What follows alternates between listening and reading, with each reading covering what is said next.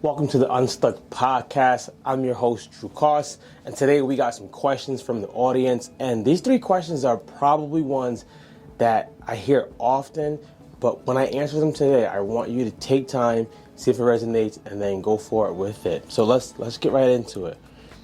First question is, should I do something I'm passionate about for business? A couple ways to see this. So if you asked Myron Golden, who is probably one of the best businessmen on this planet, he's going to say you create a business to solve a problem for other people. You don't necessarily have to be passionate about it. Now, that is true. And if you ask somebody else, they're going to probably say chase your passion, chase your dreams. So I'm in the middle. Yes, you want to have a business where you are solving problems, of course, because if you're not solving a problem, you're probably just taking up space, or it's probably just a hobby. So you do want to solve a problem. You do want to have some love for it, because business is very, very hard. And if you don't have a love for it, you're going to quit probably day 30, because you're not going to be super successful immediately. It usually takes most people maybe 5 years to start seeing massive success, or any success at all. So it's hard. If you're not passionate about it, it's gonna push you to give up a lot quicker. So here's my spin on all of that. If I wrapped it up, I would honestly say pick something that you're good at. After that, ask yourself, do people actually need this? And this could be something that's already being done. You could literally say, I want to be the next hairdresser or next barber. It could be something that's already being done, and you just go do it completely better. When I say better, it doesn't mean you have to go and reinvent the wheel. You can just do it better. I always tell all my friends who are graphic designers and photographers and videographers, yes, editing and things like that take a lot of time. So I usually say hire your editing, or outsource your editing, so that you can get it done quicker, so that you can actually be the photographer or videographer who has a quicker turnaround. Most photographers and videographers might have a 2-week turnaround, but if you're doing it in 5 to 7 days, you're probably going to get booked more, which means you're going to make more money. You're probably going to be seen more as the better person. Could be true or not. But number 3, you're probably going to have a more sustainable business, because you're not taking on all the stress. And that's what most business owners do. They take on all the stress. So should you do something you're passionate about? Yes and no.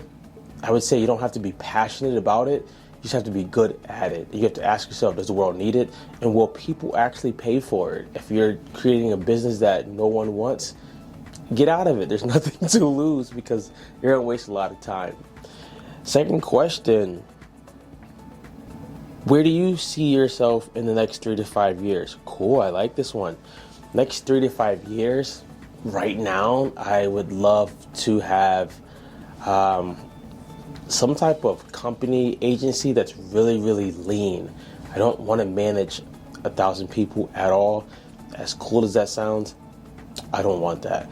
I want to work with maybe 2 other people, and one person is known in their lane for something, other person is known in their lane for something, and I want to do that because I want to have a bigger impact. I think that could happen in 3 years. And in 5 years, if we're talking business, in 5 years, I would love to have helped, this is a big goal, 1,000 coaches create content 2 times better than what they're doing right now, and half of the time that they've been doing it, right? A lot of strategy behind it, a lot of work. If we're talking family, in 5 years, honestly, I want to be somewhere warm. I want to move somewhere warm. My daughters will be older. Take my wife on a ton more vacations. By then, I want to have run a marathon. I want to have, by that time, competed a lot in jiu-jitsu. The rest goals are, they're wrapped up in that somehow, family, but definitely for business, agency where I could actually serve people high level, lean, because I don't want to manage a lot of people, and just succeed from that. Good question. I like that one. Next question. Best business advice you could give. Ties into the first one. Do it better, right? And a couple ways that you can do things better if you're going to get into business, or if you are already in business. See what everybody is doing and do the opposite. That's one. If everyone's selling cars, go sell scooters. If everyone's selling a 10-day fitness challenge, do a 5-day challenge. Don't do a challenge at all. The reason why I say do the opposite is because if you're following the crowd, you're already behind. Carving out your own lane or creating your own space is super, super valuable, super important, because if you look like everybody else, you're going to get paid just like everybody else, and you're going to be sought at just like everybody else, which is probably it's too easy. Another way you can make your business better, and this is business advice I would give you that I wish I gotten in the beginning, is find out from the client exactly what they want. Most of the time when we see business owners, they're creating products and they're creating solutions that the client doesn't even have.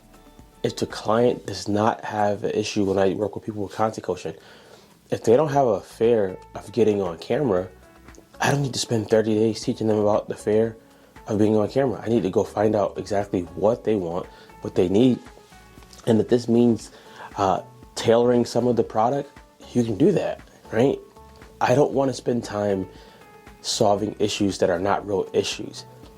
I want to spend time as a business owner, and you want to spend time as a business owner solving the real problem, not the problem you may feel they have. Here's something that used to happen with me in fitness. People will come because they wanted to lose weight. Awesome, great, remarkable. And immediately I would just try to put them on a diet. We do know calorie deficit is how you lose weight, so I was like, I just put them on a diet. What I didn't know, and I found out years later, is they weren't staying on the diet because of like mental stuff, some spiritual stuff. And when I started realizing, okay, that's the real problem, I asked them questions about that issue or about that part, and saw like their reaction change. Like, oh, I'm overeating because this is why I can't stick to a diet. And by doing that, it was now a problem that they knew and a problem that they were willing to solve. It made things 10 times easier, rather than me throwing a diet at them and then not sticking to it, because you just gotta want it. You gotta want it. That's cool, that's right. But they weren't sticking to it, so it meant nothing. I would say another piece of business advice would be get a mentor who's further than you. This is a coach, mentor, because there are just certain things that they've seen that you have not seen. When people get into business, what they usually do is they think that because they got into business and because social media is painting to them that you're going to be successful in 30 days, they get very discouraged. And the mentor would tell you, man, in 30 days, you got to learn marketing, you got to learn sales, you got to learn client retention, you have to learn creating leads, how to work the leads, creating a LLC. There's so many things that the mentor has seen that they can give you the shortcut to and the answer to that you won't get on your own. I would also say try to join a community with like-minded individuals, or individuals that are further than you. The community, it can be a meetup group or an online group. And the reason for this is, with business, you don't realize how much emotions come up, and you don't realize how bad it could be if you literally feel that you suck. That comes up a lot. With the community, you get encouragement, motivation, new ideas, you can network, you can collaborate, and you'll probably find out that you can go further with a community in 2 years than probably you could have in 10 years by yourself. So get a mentor. You don't have to create a new like lane. You don't have to even reinvent the wheel of anything you want to do. Just go do it better. Like, do it better, and you're pretty much good. Last question, Drew. If you were to teach me how to make content in 1 minute, how would you do it? Number one, I would answer the 5 questions that people ask me, FAQ. I would answer those 5 questions with a video. Number 2, I would take those same 5 questions and I would answer them by writing something. You can go into Canva, create like a headline, and then write the answers. I would take those same 5 questions and I would answer it through video, but I would do it walking. I would literally be walking and talking and telling people the answers to that. I would also take those same exact 5 questions, and I would answer it now as simple as I can, maybe 20 to 30 seconds. That's 20 pieces of content right there.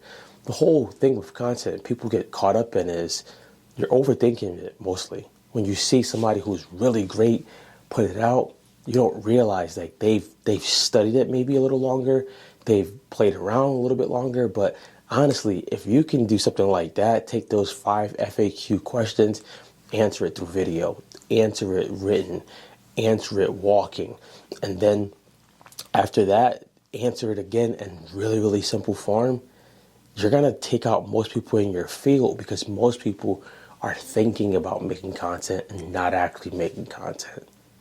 So if you got questions, drop them in the comments. Other than that, guys, get unstuck and be great.